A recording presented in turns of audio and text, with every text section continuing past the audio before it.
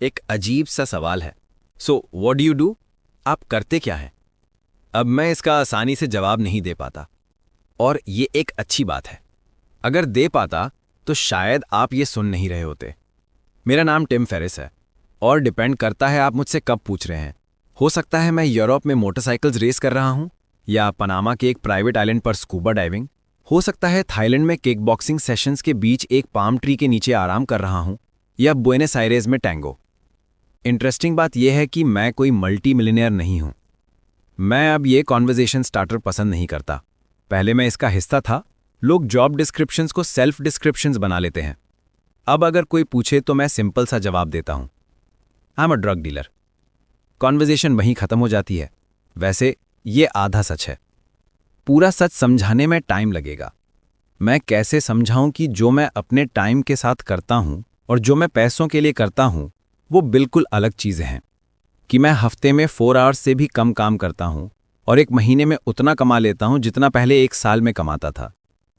ये कहानी है एक क्वाइट सब कल्चर की, एक ऐसे ग्रुप ऑफ पीपल की जिनको कहते हैं द न्यू रिच। गोल्ड अब पुराना हो गया है। न्यू रिच यानी एनआर वो लोग हैं जो डिफर्ड लाइफ प्लान को छोड़ देते हैं। वो प्लान जिसमें आप लाइफ को पोस्टपोन करते रहते हैं। इसके बजाय एनआर लोग प्रेजेंट में ही लग्जरी लाइफस्टाइल्स क्रिएट करते हैं, और इसके लिए वो एक नई करेंसी का इस्तेमाल करते हैं, टाइम और मोबिलिटी। इसे हम कहेंगे लाइफस्टाइल डिजाइन। मैंने पिछले 3 साल उन लोगों के बीच गुजारे हैं जिनकी दुनिया आपके इमेजिनेशन से परे है। मैं आपको बताऊंगा कि रियलिटी को अपने विल के मुताबिक कैसे बेंड किया जाता है, और ये उतना मुश्किल नहीं है जितना सुनने में लगता है।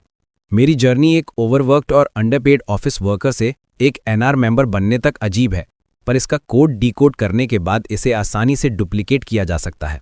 इसकी एक रेसिपी है। जिंदगी इतनी मुश्किल नहीं होनी चाहिए।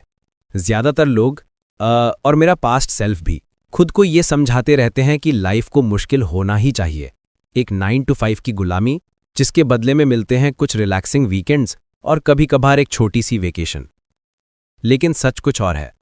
लेवरेज करेंसी डिफरेंसेस से लेकर अपनी लाइफ को आउटसोर्स करने तक मैं आपको वो सब बताऊंगा जो एक छोटा सा अंडरग्राउंड ग्रुप करता है। लोग मिलियनेयर्स नहीं बनना चाहते। वो एक्सपीरियंस करना चाहते हैं जो उन्हें लगता है कि सिर्फ मिलियंस ऑफ डॉलर्स से खरीदा जा सकता है।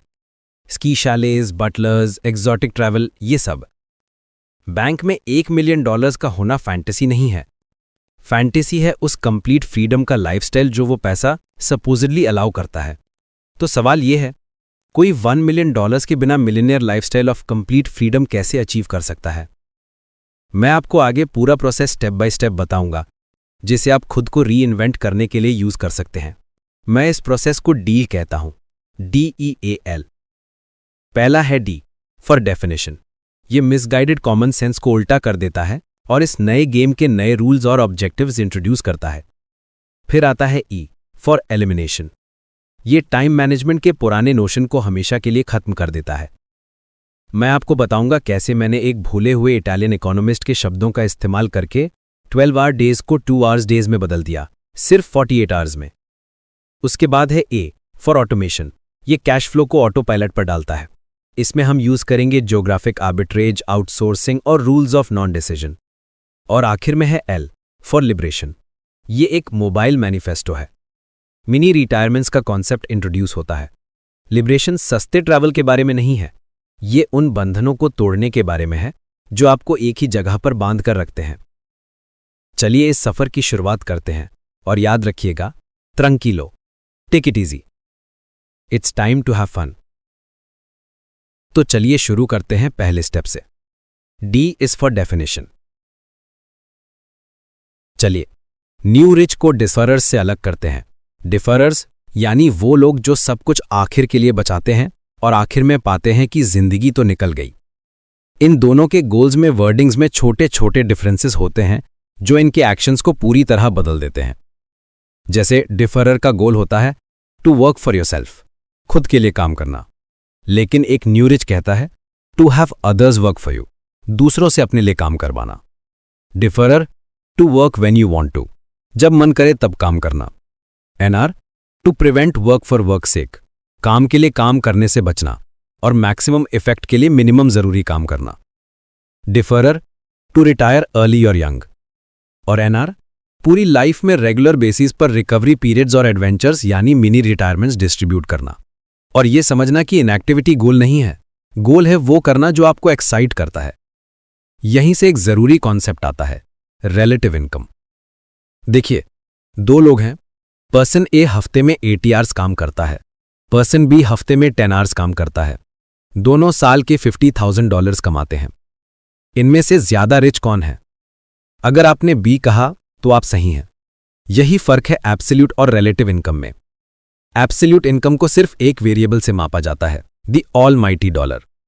जैसे जेन साल के $100,000 कमाती है और जॉन $50,000, तो जेन जॉन से डबल रिच है। लेकिन रिलेटिव इनकम में दो वेरिएबल्स होते हैं, डॉलर और टाइम, आमतौर पर घंटे। जेन 80 आवर्स पर वीक काम करके $25 पर आवर कमाती है, वहीं जॉन 10 आवर्स पर वीक काम करके $100 पर आवर कमाता है। रिलेटिव इनकम में जॉन जेन से 4 टाइम्स ज्यादा रिच है। न्यू रिच के लिए रिलेटिव इनकम ही वेल्थ का असली मेजरमेंट है। इसलिए जो 80 hours per week $500,000 per year वाला इन्वेस्टमेंट बैंकर है, वो उस एनआर से कम पावरफुल है जो 1/4 आवर्स काम करके $40,000 कमाता है, लेकिन उसके पास कंप्लीट फ्रीडम है कि कब, कहां और कैसे जीना है। ऑप्शंस यानी चूज करने की आजादी, यही असली पावर है। पर इन ऑप्शंस को चूज करने से हमें एक चीज रोकती है, डर, अनसर्टेनिटी।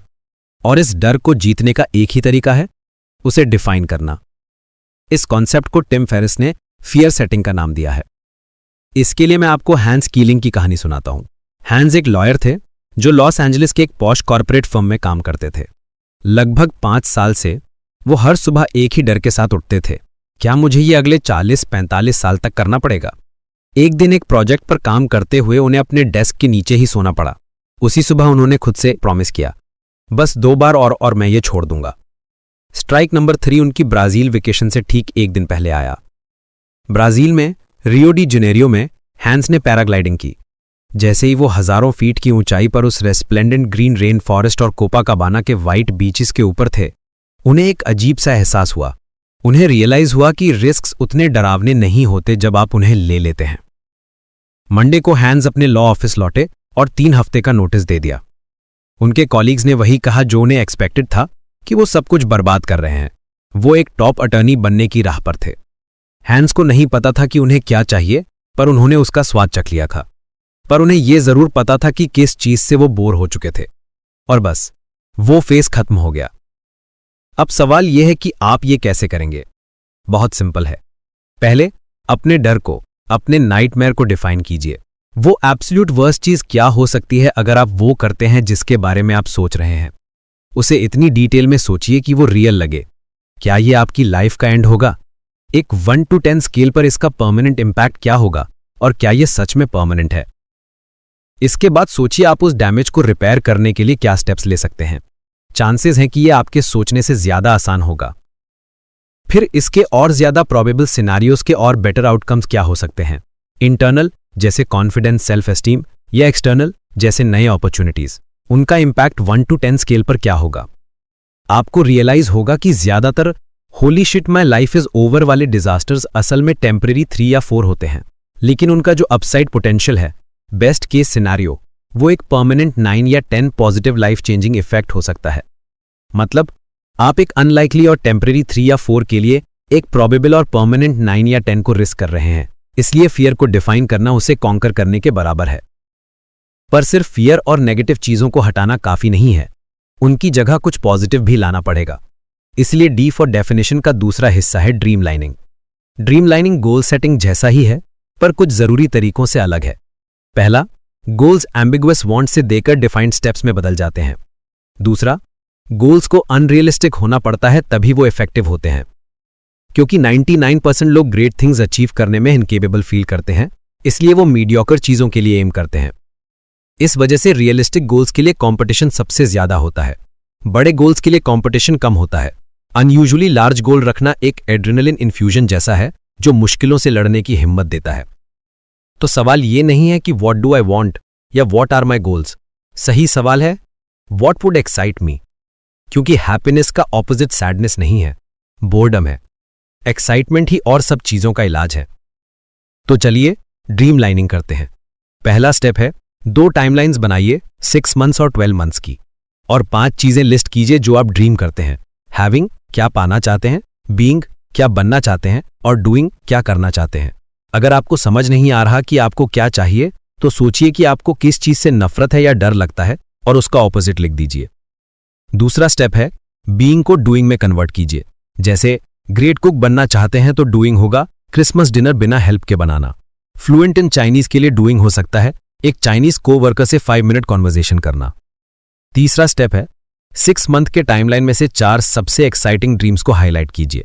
चौथा स्टेप, इन ड्रीम्स की कॉस्ट डिटरमिन कीजिए। सबको मंथली कैश फ्लो के टर्म्स में सोचिए, डॉलर्स इन डॉलर्स आउट। इससे आपको टारगेट मंथली इनकम या टीएमआई मिल जाएगी। और 5वां स्टेप है हर ड्रीम के लिए 3 स्टेप्स डिफाइन कीजिए जो आप अभी, कल और परसों ले सकते हैं, और जो नाउ कॉलम में है उसे